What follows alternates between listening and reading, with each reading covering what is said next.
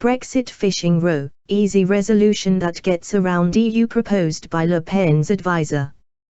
The UK is now said to be considering ending a series of post-Brexit continuity agreements it has with Brussels in retaliation, which could restrict imports of European mineral water and seed potatoes. A Downing Street source said, "There is thought being given to where we can leverage in other areas. We have continuity arrangements, we can stop these, which means they won't be able to sell their produce here." Planning for retaliatory moves reportedly came after the European Commissioner for Health and Food Safety refused to meet Environment Secretary George Eustace to try and resolve the shellfish ban.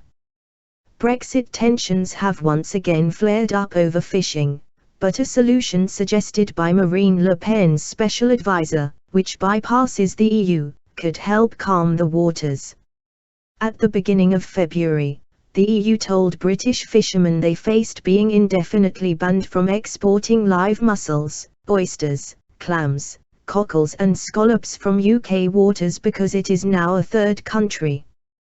Countries which don't meet the EU's standards have to purify their catch domestically before exporting. The process adds significant costs and delays and is particularly impacting fishermen in Wales and the southwest of England. French MEP Philippe Olivier hinted there could be a simple solution to this: bilateral agreements between individual countries. Mr. Olivier, who also serves as special advisor to National Rally Party leader Marine Le Pen, complained about the Brexit deal not protecting the interests of French fishermen and argued France and Britain should have struck a bilateral agreement instead. So when they started off with the negotiations, fishing problems were not actually taken that much into consideration. I am not aware of how exactly the negotiations went, but all I can say is that our interests, the interests of French fishermen, were not high up on the agenda. It seems like with the decrease of 25% the deal is far from being perfect. It is an agreement that we hope can be changed in the future.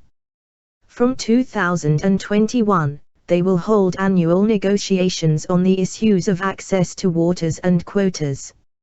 In October last year, the UK and Norway inked a new fisheries agreement, the first the former made since leaving the European Union. Signed by Mr. Eustace and Norwegian Fisheries Minister Odd Emil Ingebrigtsen, the new Fisheries Framework Agreement outlined the principles of how the two nations will cooperate on fisheries issues after the end of the transition period. Norway is not an EU member state. However, it is associated with the Union through its membership of the European Economic Area, EEA.